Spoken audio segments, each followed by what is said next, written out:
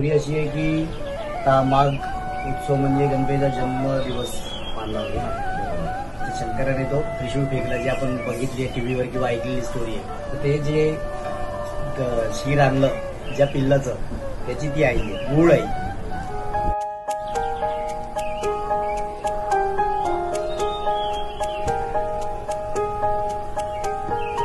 एकटी एकटी घाबरलीस ना,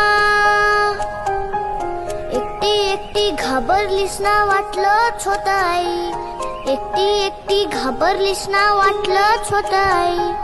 म्हणूनच तर सोडून तुला लांब गेलो नाही। एकटी एकटी घाबरलीस ना, वाटलंच होतं आई।